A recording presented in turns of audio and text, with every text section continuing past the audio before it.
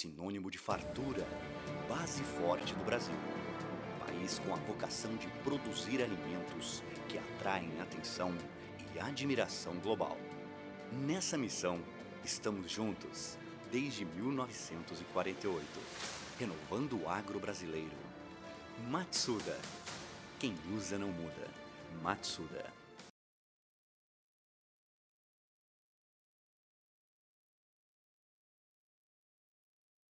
Muita gente deve estar perguntando o que esse doido está fazendo na frente de um computador se o Tabapuã funciona no campo. Eu explico. A Fazenda Córrego da Santa Cecília, que se confunde um pouco com a história da raça, tem uma consistência tão grande, 27 mil registros de uma marca que já rodou várias vezes o nosso abecedário com o nome de cada animal em cada safra, já passou pelos nomes de índios, flora, da fauna toda, pássaros, já encurtou outros dicionários, ao ponto de que na última safra nós tivemos 2 touros da mesma geração, um começando com a letra A, o Aguapeí, e o outro com a letra C, o Coxambu. O que isso significa? Garantia de melhoramento que está à disposição no De Olho na Fazenda Tab G4. Não perde não, de 21 a 26 de março, com venda a preço fixo, fechando com um leilão, tudo organizado pela Central Leilões e a transmissão do canal do Boi. De Olho na Fazenda Tab G4.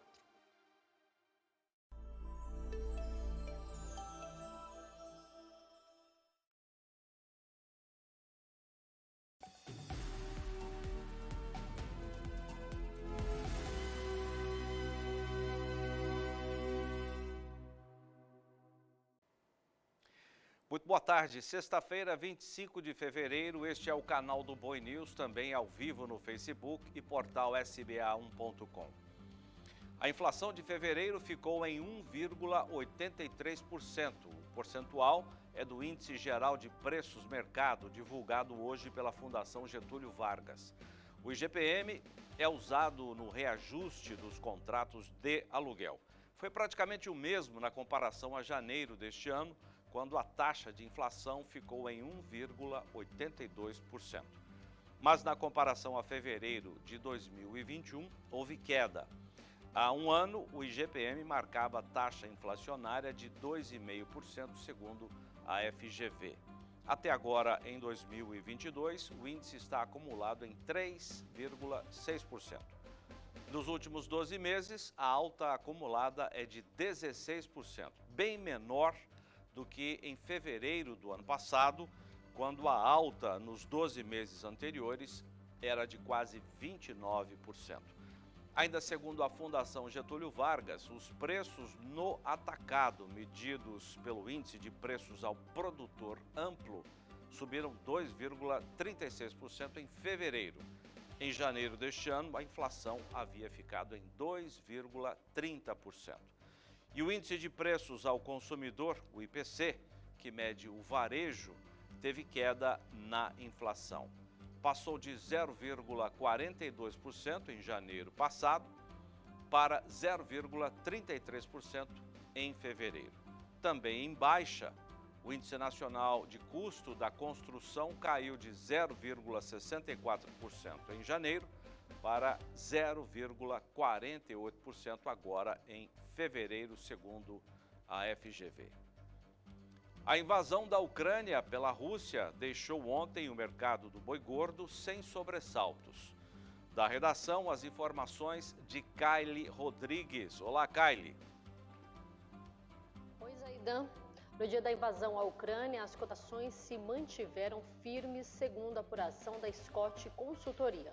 Os preços seguirão estáveis nas regiões pecuárias monitoradas pela Scott. Para a agência, o fato de que a Rússia não é um grande importador da nossa carne bovina colaborou para a calmaria. A preocupação, no entanto, segundo a Scott, é o setor de grãos, principalmente trigo e milho, que ficou muito impactado após a invasão. No caso dos grãos, depois da forte alta nos mercados futuros nesta quinta-feira, os preços do milho, da soja e derivados e os do trigo, por exemplo, começaram a cair. Pelo menos foi o que se viu na manhã de hoje, exceto para o café, que recuperou as perdas de ontem. Zaidan, volto com você aí no estúdio. O Kaile. Pois é, a invasão da Ucrânia pela Rússia deixou incerto o cenário mundial de fertilizantes. Os dois países, como se sabe, estão entre os maiores produtores e exportadores do insumo, do qual o Brasil depende e muito para a produção agropecuária. Ao vivo da Bolsa Brasileira de Mercadorias em São Paulo, as informações de Walter Pulga Júnior. Como é que está esse cenário hoje, Pulga? Boa tarde. Boa tarde a você, boa tarde a todos.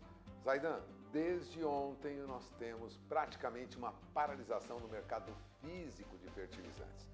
A notícia de invasão russa à Ucrânia paralisava já ontem pela manhã o mercado de fertilizantes no Brasil e no mundo. A Rússia é um dos maiores fornecedores globais de nitrogenados, de potássicos, de fosfatados, aqueles nutrientes, como se sabe, conhecidos aí do produtor rural brasileiro como NPK. Agora, já vinham ocorrendo um volume menor de negócios nos últimos 2 dias, né? O pessoal vinha retirando a lista de preços. Hoje muitos clientes já estão procurando orientações. Lembrava ontem à tarde Marcelo Mello, ele é diretor de fertilizantes da consultoria norte-americana Stonex, né? E ele lembrava, os derivativos, ou seja, os contratos futuros de adubos negociados em bolsas, já refletiam rapidamente os acontecimentos na Europa, né? A referência das cotações da ureia em Chicago, por exemplo, na Bolsa de Chicago, subiu 45%, ou $250 em apenas uma semana. E no Brasil, a ureia, que saía, em média, $545 por tonelada na semana passada, já estava ontem a $800 a tonelada. Bom, no exterior, o quadro não é diferente, como lembrava o analista da Stonex. As negociações estão praticamente interrompidas, poucas notícias de operações no mercado físico. Agora, a alta das cotações no mercado físico acompanhou o aumento expressivo de todos os contratos de fertilizantes que são listados na Bolsa de Chicago, né? Os derivativos de ureia subiam muito lá, né? Não só aqui no Brasil, subiam muito. Subiram cerca de $165 por tonelada no pregão de ontem para, em média, $780 a tonelada. Agora, os contratos de fósforo também subiram diante da escalada da crise. Para ter uma ideia, o último negócio no mercado futuro com fósforo em bolsa, $890 por tonelada. Subiu $150 a tonelada em apenas um dia. Agora, a Rússia é um dos maiores players no mercado internacional, é o segundo maior exportador mundial de nitrogenados e o terceiro maior exportador global de fosfatados e potássicos, contribuindo com cerca de 16% de todos os adubos exportados no mundo. Por isso, pesa muito esse conflito entre a Rússia e a Ucrânia. É com você. Obrigado, Pulga. Agora a previsão do tempo para todo o Brasil. Muito boa tarde, Renata Ferreira.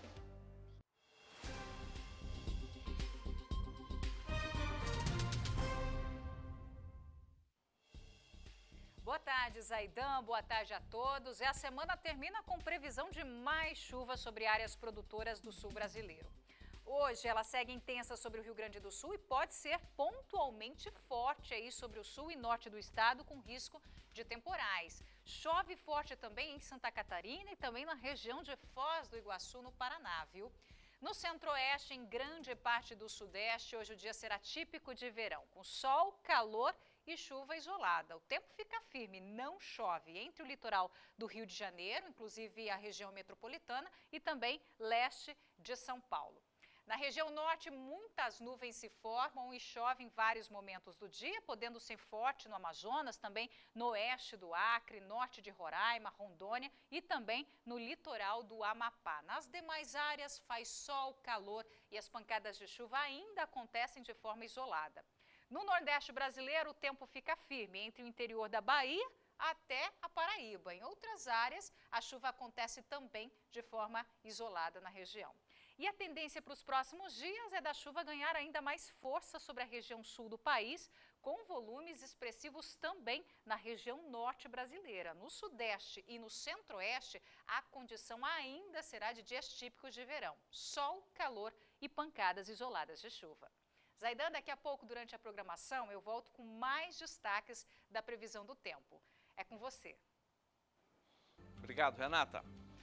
Terminou ontem em Piracicaba, interior de São Paulo, a Feira de Negócios Coplacampo 2022.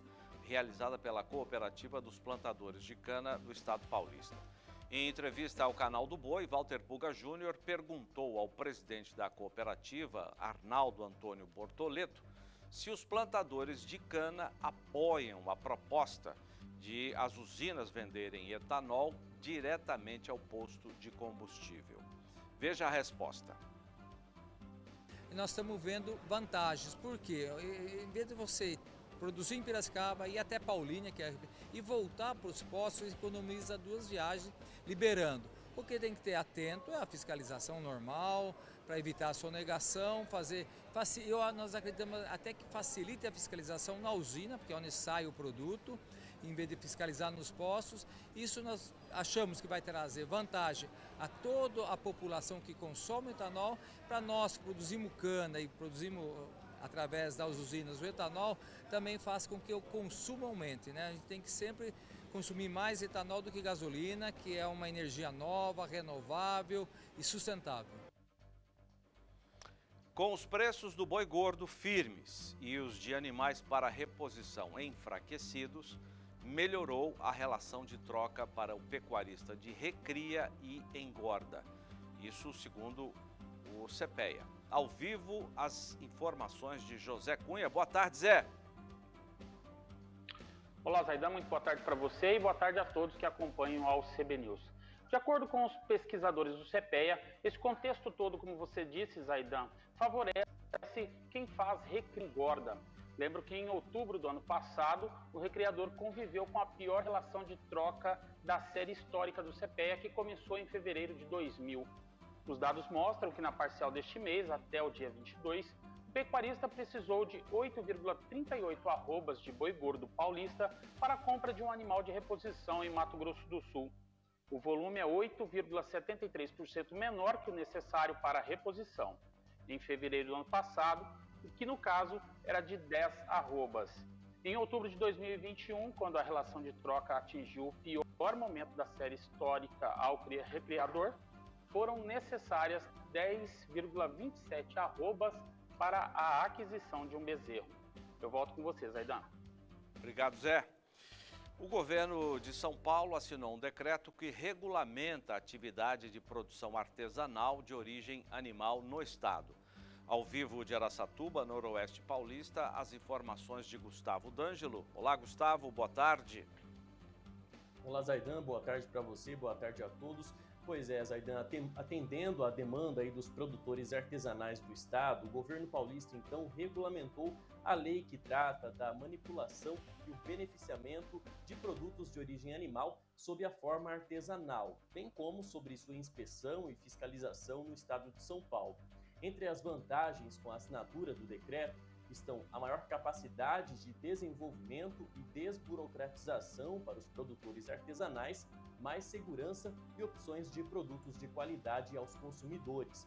A formalização permite a comercialização de produtos reconhecidos em todo o mundo, beneficiando 15 mil produtores e cerca de 1 milhão de famílias. Boa notícia, né, Zaidan? É com você. Ótima, boa notícia. Obrigado, Gustavo. Obrigado a você também. O CB News termina aqui. Eu volto logo mais às 10 para 5 no horário de Brasília com o programa Mais Pecuária. Até lá!